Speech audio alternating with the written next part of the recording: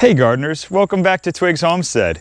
And today we're talking about growing garlic, so let's jump right into it. Garlic is one of those vegetables that is found in all cuisines in just about every culture across the world, and there's a good reason for that. It's absolutely delicious and so versatile, but all cultures that use garlic in their food have to grow it. So today I'm going to show you guys how I like to grow it and some of the tips and tricks that I've found in my years of growing garlic. So let's get in there. So there are three major categories of garlic that are common to grow.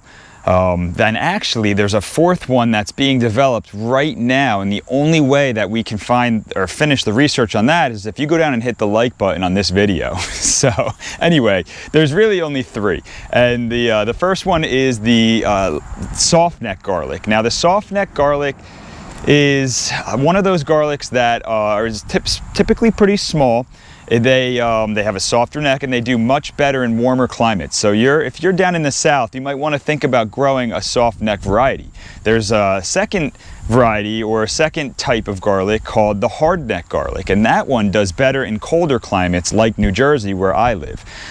Typically the hard neck garlic is a little bit bigger and it has a little bit more flavor as well. And of course it has a harder neck, and that's what the variety that I'm holding today and the variety that we're going to be growing. The third and final category of garlic out there is called an elephant garlic, and it is more in the leek family than the garlic family, but it grows and looks like garlic. So it kind of lives in two different categories there.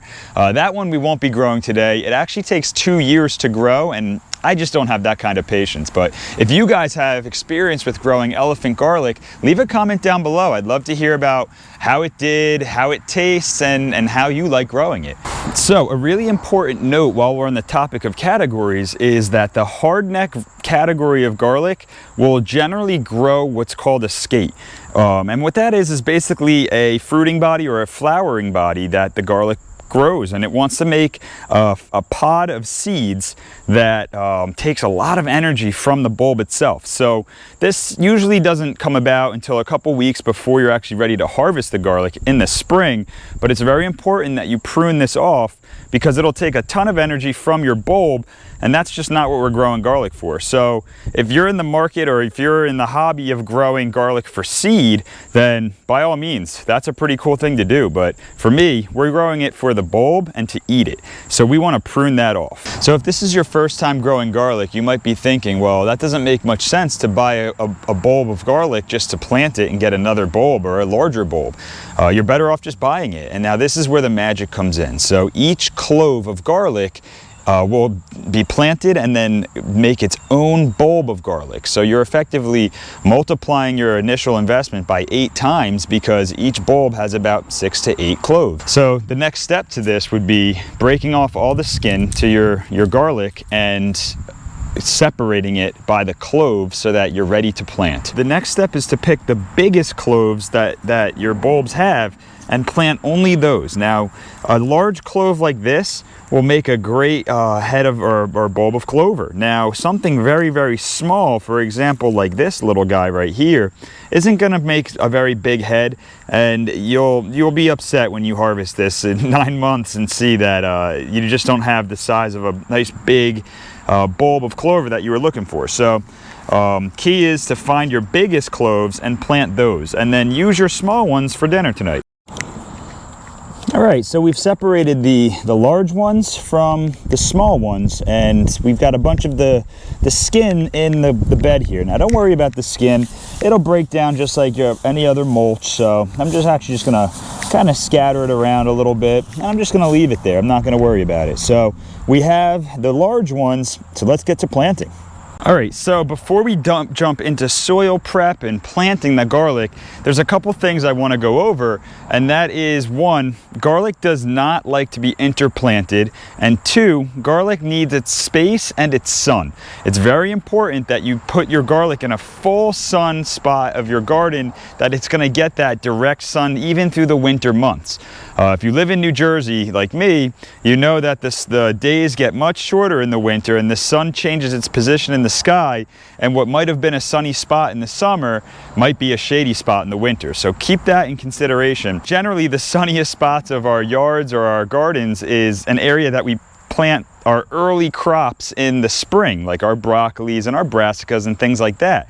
Garlic takes 8 to 9 months to mature. And generally we harvest it in May and June, and sometimes even July.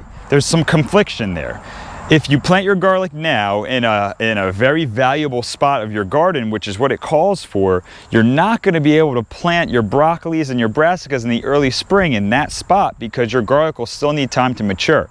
So make sure that you plant your garlic in an area that gets full sun, that you're not going to plant your early spring vegetables in the spring. Another thing to consider is that garlic does not like to be interplanted. Most root vegetables aren't very competitive, especially carrots. And when you interplant a root crop with, let's say, a nightshade like a tomato or something that's going to grow really tall and shade that root crop, the root crop generally suffers and you won't get as big of a yield as you would if it was by itself. And on that topic, let's all take a moment to recognize and appreciate this volunteer celery plant that popped up after I had closed up my garden from the summer into the winter. This is a cool celery. I'm going to let it ride and grow, and maybe I'll get a cool harvest out of it before the frosts come mid-November. So, garlic likes very, very loose soil. Before you plant, you should kind of break up the soil a little bit and loosen it up. Now, I grow as a no-till gardener, and what that means is I don't turn my soil or break it up or do a very heavy tillage when I plant. However, we need to kind of loosen up the area that the bulb is going to grow and develop in before we plant, and that does require some tillage.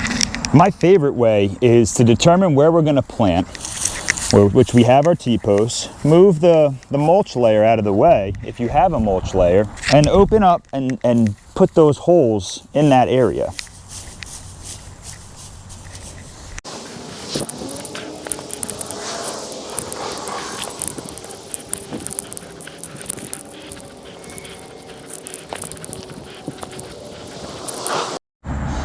My favorite way to do this without having to till my bed or disturb the entire growing medium that I have is just use a small garden shovel, or in this case, this is my Japanese garden knife.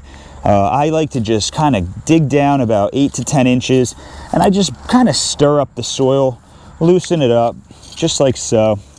And that's going to give the area that the bulb is going to grow in plenty of space of loose, very fertile soil.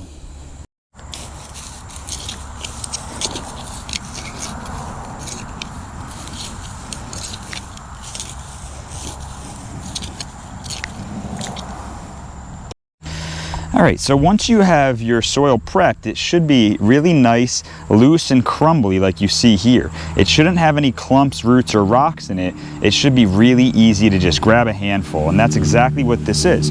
So now we have to plant. Now when you're looking at garlic, or a clove of garlic, it has a top and a bottom, and it's very important that you plant it correctly with the bottom facing down into the soil. So how do you tell? The top will have a pointy side, and the bottom will have an open wound looking side where maybe you can see some nubs and some roots already starting to form just from being in the packaging.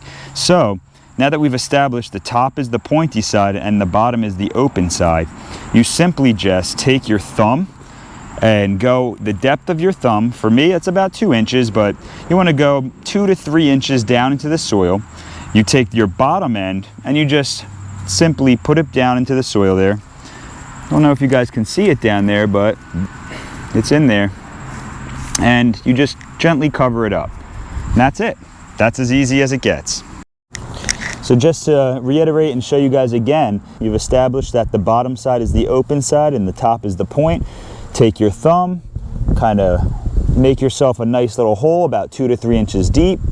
Place your clover down in that hole and then cover it up.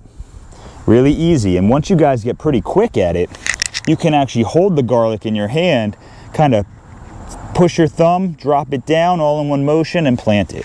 And now this is how you can plant hundreds of garlic cloves in a short period of time.